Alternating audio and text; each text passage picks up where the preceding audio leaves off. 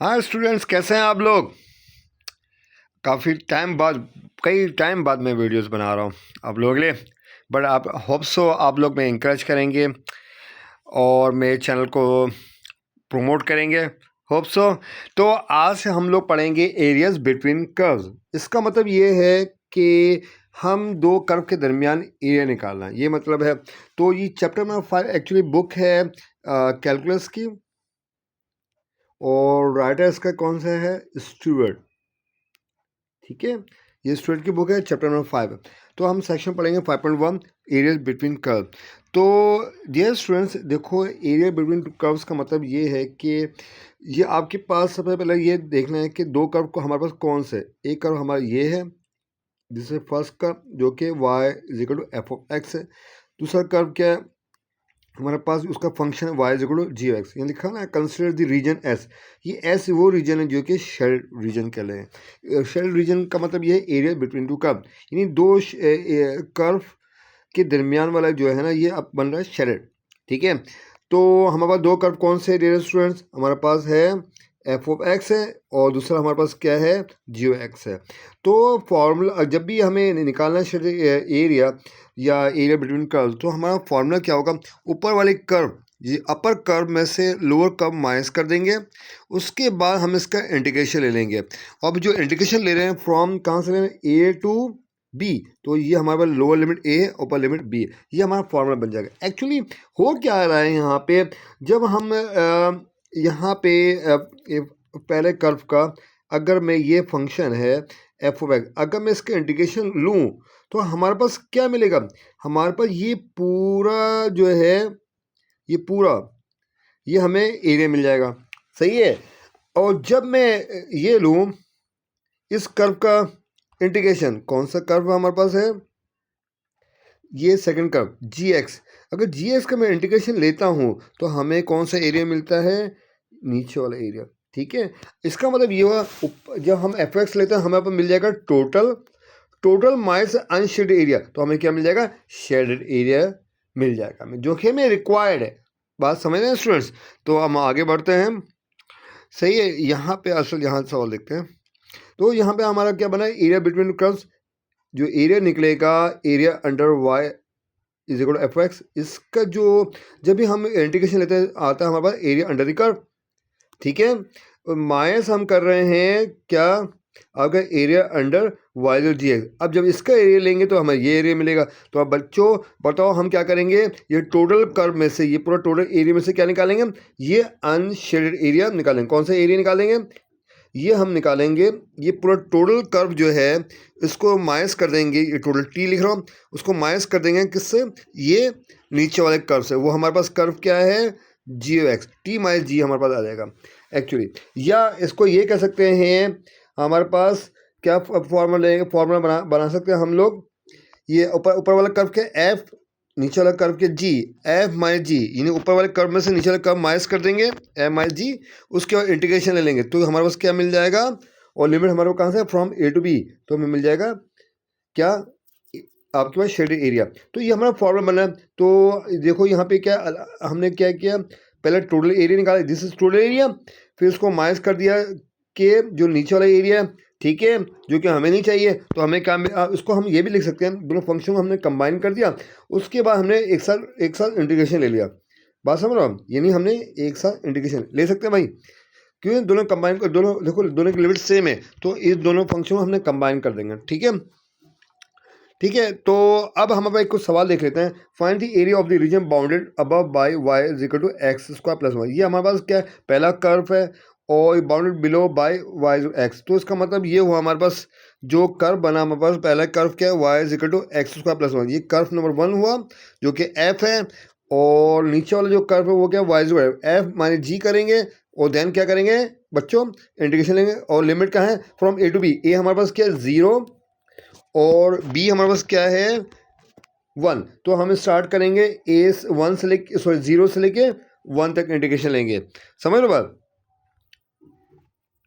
सही है। तो हम एक्चुअली क्या कर रहे हैं स्टूडेंट्स, हम लोग ये कर रहे हैं कि पहले ये पूरा एरिया निकाला, देखो ये पहले पूरा ये एरिया निकाला, उसके बाद से ये ट्राइंगल हमने माइनस कर दिया, तो हमें क्या मिल गया, हमें कौन सा एरिया मिल जाएगा, ये वाला एरिया शेडेड ये वाला। ठीक है, बार बार इसलिए बोला था कि अब याद हो जाए।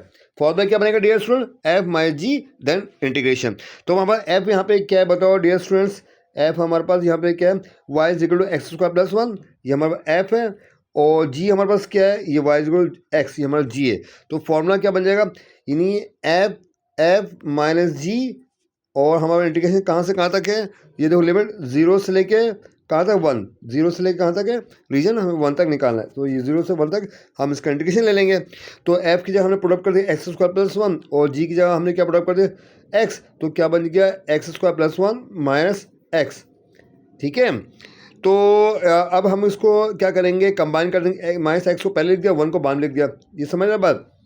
ठीक है, अब आगे अब हम लिमिट अप्लाई करेंगे। लिमिट अप्लाई करने के बाद क्या होगा, हम सॉल्व करेंगे, तो एक्स स्क्वायर का इंटीग्रेशन क्या होगा, पावर 1 ऐड कर दो, नीचे डिवाइड कर दोगे, आफ्टर सम अप के बाद एक्स 2 प्लस 1 3, नीचे 3 आ जाएगा, ऊपर पावर 3 हो जाएगी। एक्स का इंटीग्रेशन, एक्स की पावर यहाँ 1 है, तो क्या हो जाएगा, एक्स की पावर 1 का मतलब क्या, 1 ऐड कर दो, एक्स स्क्वायर ओवर 2, और 1 का इंटीग्रेशन क्या होता है, 1 मीन्स आपके पास क्या है, एक्स की पावर 0 हम लिख सकते 1, एक्स इज 0 1, एक्स की पावर 0 1 के बराबर होता है, तो इसका इंटीग्रेशन लेंगे तो पावर ऐड कर दो, 0 प्लस 1 1, तो ये एक्स की पावर क्या हो जाएगा 1 हो जाएगा, और डिवाइड 1, तो 1 नीचे लिखने की जरूरत नहीं है। अब हम उस पर क्या कर देंगे, लिमिट अप्लाई कर देंगे। लिमिट हमारा लोअर लिमिट क्या 0, ये लोअर लिमिट हमारे पास, ये लोअर लिमिट है, ठीक है, और ये 1 आपके पास क्या है, अपर लिमिट है। ठीक है, तो क्या करेंगे, फॉर्मूला हमें पता है, upper limit minus lower limit. Upper limit हमें पुटअप क्या करना है डियर स्टूडेंट्स, 1 पुटअप करना है, देख लेते हैं हम। 1 पुटअप करो, 1 की पावर 3 1/3 माइनस 1 की पावर 2 1/2, और एक्स से 1 पुटअप कर दो, तो क्या ये हमारे पास जाएगी, ये हमारे पास अपर लिमिट है।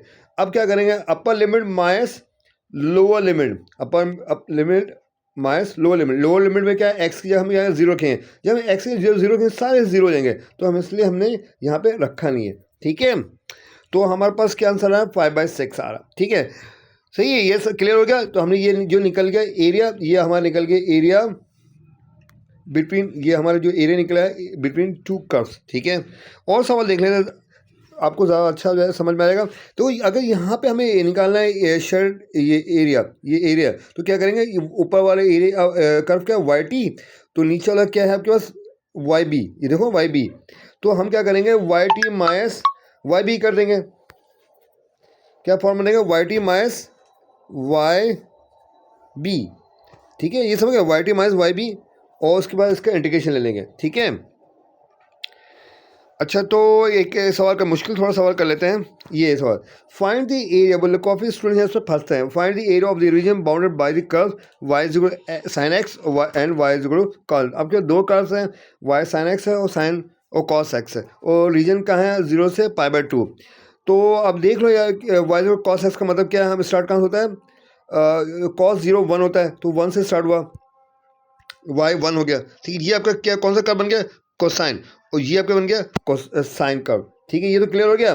अब हमें निकालना है area of the region bounded. Reason bounded का मतलब क्या, हमारे पास ये निकाले A1 निकालना और A2 निकालना हमें।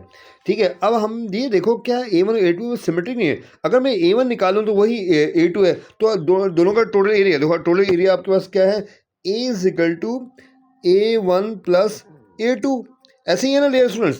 तो A is equal to A1 plus A2, यानी A1 और A2 सेम है, तो क्या जाएगा ट्वाइस ऑफ A1 हो जाएगा। तो बजाय हम क्या करें, हम एक A1 निकाल लें A2 निकालने की जगह, तो उसको ट्वाइस कर दें, तो हमारा काम निकल जाएगा। तो अब यहाँ पे कैसे निकालेंगे, ऊपर वाला हमारा कर्व क्या है, कॉस एक्स, ये कर्व 1 हो गया जो कि F हो गया, और कर्व 2 हमारे पास क्या ये, और वो क्या हमारे पास G, तो क्या करें F माइनस G करेंगे, तो क्या cos x minus sine x हो जाएगा, ये हो गया। और लिमिट कहाँ से कर, 0 से π/4। अब ये 0 से π/4 ले क्यों रहे हैं, हम ये कर रहे हैं कि ये टोटल जो एरिया है इसमें से साइन वाला ये एरिया निकालें, 0 से π/4 ये वाला एरिया निकलेगा, तो हमारा क्या मिल जाएगा, ये एरिया मिल जाएगा।